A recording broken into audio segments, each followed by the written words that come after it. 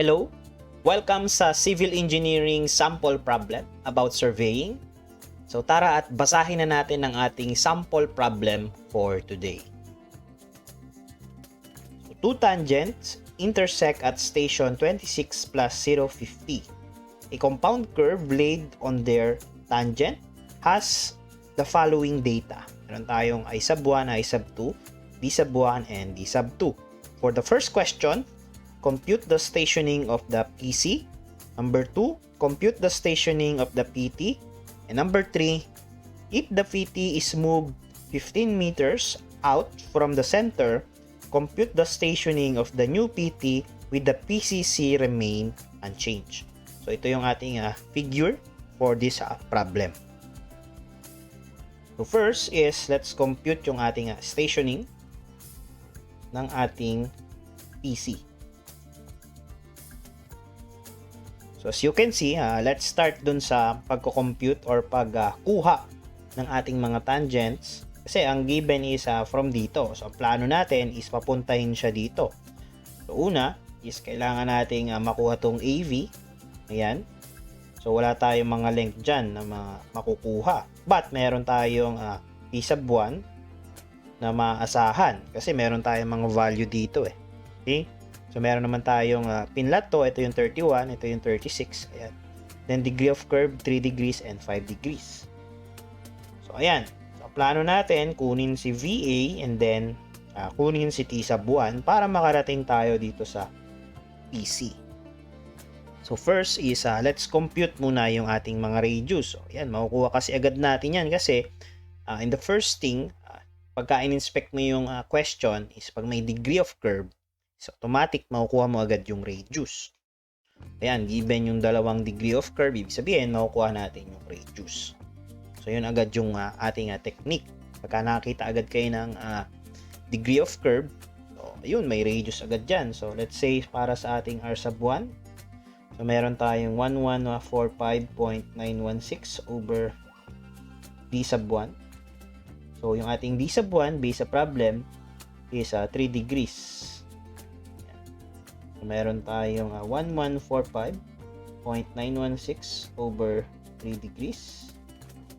Meron tayong 1145.916 by 3. Meron tayong 381.72. Then for R sub 2 naman, ganun din, 1145.916 over D sub 2 naman. So yung itong D sub 2, makukuha natin using ating 5 degree curve. So, 5 degrees. Substitution lang, 1145.916 over 5 degree. Meron tayong, add lang natin to sa 5, 229.1832. 229. Hindi natin i-store kasi medyo maikli lang naman yung number. Kayang-kaya natin i-type ng mabilisan. Then after that, so meron na tayong R. Ayan. So let's draw yung ating ito. Pwede naman ito na, hindi natin i-redraw. So kumpletuhin lang natin. So itong angle na to. So kung meron ako dyang 31 plus 36, so minus ko lang yan sa 180. Magkakaroon ako ng 113. So ito pala ay 113 degrees. Now, kailangan natin, ang goal natin is mahanap si T sub 1. So, paano natin makukuha si T sub 1? So, si T sub 1 is ito siya. Pwede natin gamitin itong relationship nito. Kuha natin yung I sub 2 na yan, yung value na yan, or I sub 1, is half lang niya is ito. Remember that. So, lagi kasi yung tag half. So, ibig sabihin, itong kabila din is 15 degrees, 30 din yan. And ito naman, 18 degrees din yan. Ito lang yan. So, kasi I to, I over 2 yan. So, I sub 1 over 2 yan. I sub 1 over 2 din. So, ito naman, I sub 2 over 2, I sub 2 over 2. So, kunin natin yung ratio and or yung ating tangent function since ito naman ay triangle. So, pwede natin gamitin yung SOHCAHTOA. So, ang given natin, ang hinahanap natin is si opposite Then meron tayong adjacent. So meron tayong R1 eh. Nakuha na natin yan eh. So gagamitin natin is si tangent. So therefore, yung ating tangent ng 15 degrees 30 minutes equal siya saan? Opposite side natin is si T sub 1 and then yung adjacent side natin is si R sub 1. Therefore, yung ating tangent 1 equals, so R sub 1 natin, ito, 381. So, 381.972. Then, tangent ng ating 15 degrees, 30 minutes. So, meron tayo 105.93. 105.93. So, ang ating T sub 2 naman, ganun din. So, gamitin natin itong 18 degrees naman. So, yung ating 18 degrees or tangent, 18 degrees, equal siya. Sa opposite side natin is si tangent 2. Tangent 2 over R sub 2. Therefore, yung ating tangent 2 equals, meron tayong R sub 2 na 229.1832 tangent ng 18 degrees. So, meron tayong 74.466 meters. Natin to ng mga meters. Ayan. Then after that is makuha na natin yung ating dalawang tangent, di ba? So kailangan natin to para magamit natin yung ating sine law, di ba? So meron tayong 113, then this side is combination lang yan naman ng T sub 1 eh. So pag pinag-plus ko yan, T sub 1 and T sub 2, itong line na to yung makukuha. Ito, si common tangent. Ayan. Diba? So meron tayong common tangent AB. Let's say si AB equal siya sa T sub 1 plus T sub 2. Therefore, si AB equals, plus natin sa 105.93. So 180.396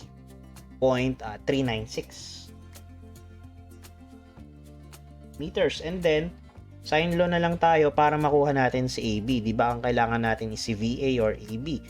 So, let's say, yung ating opposite side ni AB is si 36 degrees. So, magkakaroon tayo ng A or VA or AB over sine ng 36 degrees equals, so ito naman 113 tsaka yung ating AB. So si AB natin si 180.396 over yung ating sine ng 130 degrees. Yan. So meron tayong value ni AB equals, meron tayong 180.396 sine 36 over sine ng 130. Ayan. So, meron tayong 115.191. 115.191. So, ayan. Meron na tayong AV. Meron na tayong T1D. Minus na lang natin dito. So, meron tayong 26 station ng ating PC equals yung ating 26. So gawin na lang natin 20 plus 6 50. Ayan. Minus yung ating pababa tayo, pababa. Minus natin pareha si AV na 115.191 minus pa uli si T sub 1 natin, ito, yan, so 105.93. So 105.3. So yung ating station sa PCI, so 650 minus yung ating 115.191 minus 105.93. Ayan. So, meron tayong 24. Yan. 24.28 lang natin. 650, 115.191, then 105.93. Okay. So, meron tayong 24 plus yung ating 3 decimal pala yung ating ginamit. So, 650. Ang ginamit natin kanina. Ito, 050. Ayan. So, naka 1,000 pala to. So, mali tayo. Ulitin natin. So, hindi siya 650. Buhin natin. Okay, so, meron tayong 20,000 or 26,000 plus yung ating 050. 050. So, gawin natin is 1,050 pala. Kasi naka 1,000 ito eh. Okay? So, di tayo, di pwedeng 600 lang. 1,000. Minus yung ating 115.191 minus yung ating 105.93. Ayan. So, meron tayong 25. Tukuyin natin yung ating sagot. Ayan. 25 plus yung ating 828.879. 0.879. So, this will be our final answer. So, ito, kung ita-type natin sa CalQ, so, magiging 1,050. So, ito, mababawasan, magiging 5. Okay. So, that's it for our first question ng ating PC. Then, for our second question, sabi, compute the stationing of the PT. So, for PT naman, so dito na tayo, meron na tayong P sub C. So, dito tayo. So, gawin na lang natin, kunin na lang natin yung length ng curve na to. Yung L sub 1 natin, tsaka L sub 2, di ba? So, kaysa dumaan pa tayo dyan. So, let's try din, dahil meron naman na tayong mga P sub 1. So, pwede natin kunin to. So, ito nga yung mas ginagamit. Kailangan kunin natin yung ating P sub C. Ito yung ating kunin. Yung ating first length.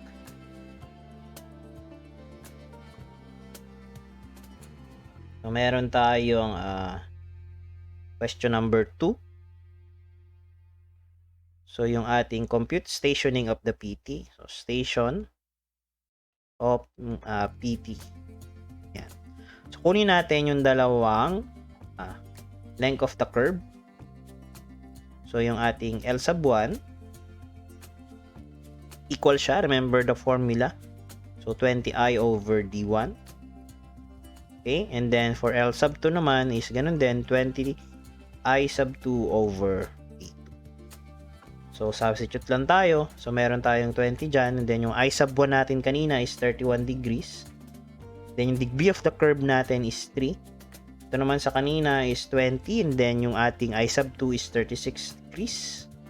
Then yung degree of the curve natin is 5 degrees. So, tignan natin mga degrees sa ilalim. So, meron tayong dalawang length of curve. Sa una is 20 times 31 over 3. So, meron tayong 206.6. 0.6, and then dun sa pangalawa naman ay meron tayong 5 at 36. Meron tayong 144. So, ayan na, mabilis. And then, pwede nating kunin yung ating PC. So, yan lang, add lang natin. Magpunta tayo sa PCC and then add natin yung pangalawang curve. Therefore, yung ating station at PT, meron pala tayong station at PC plus yung ating L sub 1 plus L sub 2. So, meron tayong 25 plus 828.879 plus yung ating 206.6 plus 144. So, meron tayong station at PT na. So, 828.879 plus 206.6 plus 144. Ayan. So, meron tayong 26.179. 26 plus 179.479. So, this will be our final answer. Ayan. So, for our question number 3, sabi, if the PT is moved 15 meters out from the center, compute the stationing of the new PT with the PCC remaining unchanged. So, kung ito, mababago daw. Ito, dito lang, ito, may extend. So, dito, magkakaroon pa tayo ng additional 15 meters. So, meron tayong 15 meters. Ayan, minove, as you can see. Ito yung dati. Then, adjust daw yung PT natin. So, ito. Then, yung ating PCC, as is pa rin siya. Yun pa rin siya. Nag-stay put. Ito, PCC yan. So, gagawin natin, hinahanap natin dyan yung compute the stationing of the new PT. So, ito. So, from the PCC to PT, yung new PT, ito, kukunin natin. So, ang plano natin, kunin tong length of the curve na to. Kasi ito yung L sub 1 eh. Ito yung una nating hindi daw na bago eh. So, L sub 1 yan. Diba? Ito. PCC yan. So, hindi na bago yan. Ito yung kukunin nating bago. So, pangalanan natin itong bagong curve na to, ayan, ng L sub 3. Okay, so wala tayong radius, remember? So, kailangan natin na kunin yung radius niya. And then, wala rin tayong tangent. Tayong length ng tangent. Okay. So, paano yan? Pero may mga given naman, makikita tayo dyan na makakakuha tayo dyan ng value. Okay? So, sabi, ayan, yung 15 minutes or 15 meters, minove ng 15 meters. Okay? So, let's solve yung ating question number 3. So, station ng ating new PT. So, first, kunin muna natin si X. Ayan, si X. So, pag nakuha na natin si X, isa yan kasi yung value ng ating original. Ito kasi bitin siya para sa T sub 3 natin. Okay, kulang. So una, ito lang yung meron tayo, 74.47, which is ito, yung T sub 2 na-move kasi. So kailangan nating kunin si 15 or si X. Para makuha si X is simple lang naman yan.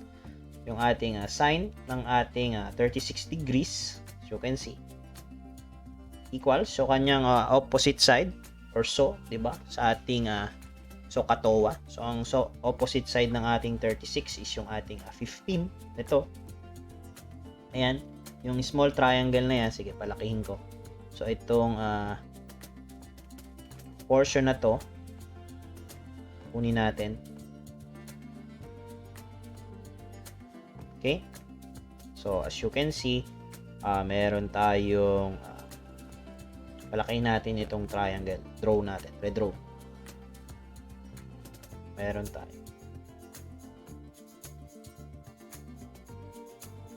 So, ito yung ating 15 meters. And then, yung ating 36 kasi na angle is nandyan. Sorry. Parallel pala yan. Ito natin. Parallel yan. So, kung ito 36, ito din 36. Ayan, parehas yan. So, ang opposite side ng ating, kaya natin nakuha kanina, yung ating sine 36 degrees, opposite side niya is 15, then the hypotenuse niya yung ating x. Ito, hinahanap natin. Meron tayong value ng x equals tayong 15 over sine 36. Meron tayong 25.5 or 52. 25.52 meters. Ngayon, makukuha na natin yung T sub 3 natin. Ito. So, 74. So, T sub 3 equals 74.466 plus yung ating 25.52 meters.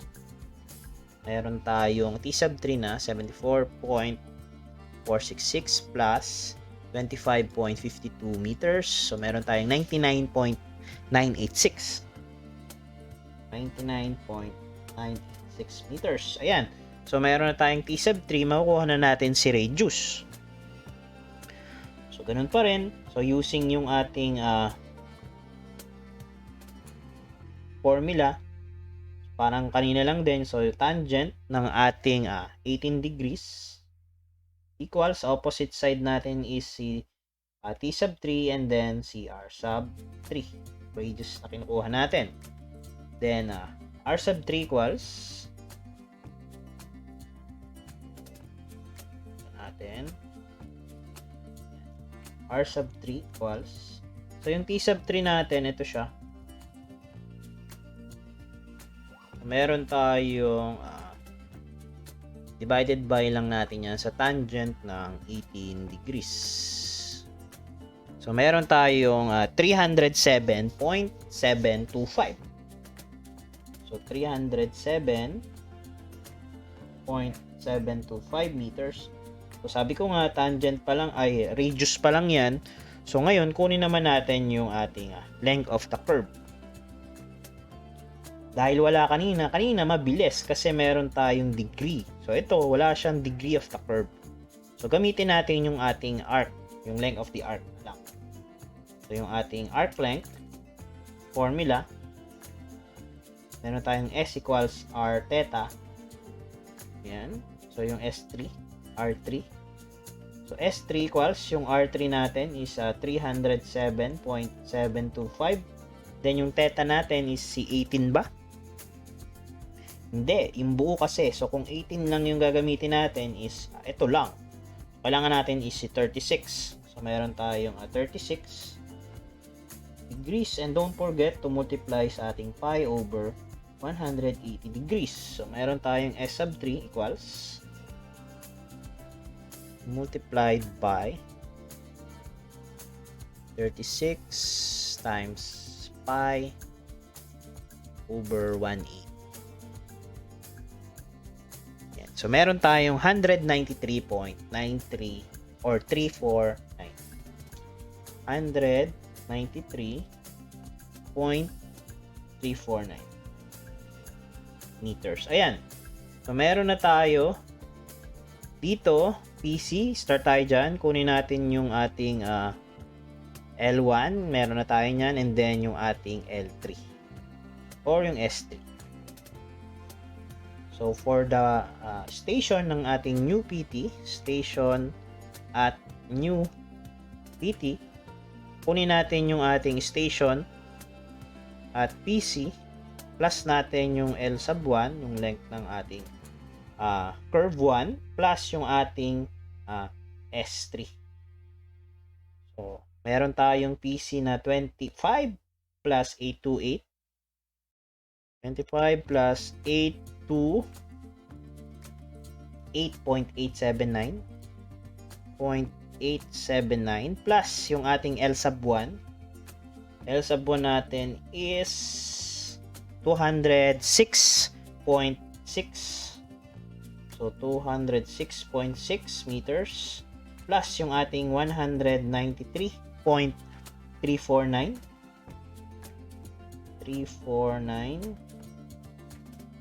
meters. Ayan. Yung ating station ay plus lang natin si 206.6 plus 828.879. So, meron tayong 26 plus 228.828. Ayan. So, this will be our final answer.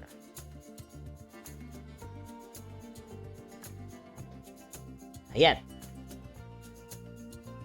So, let's recap yung ating mga naging sagot. So, for our first question, yung ating station sa PC ay 25 plus 828.879.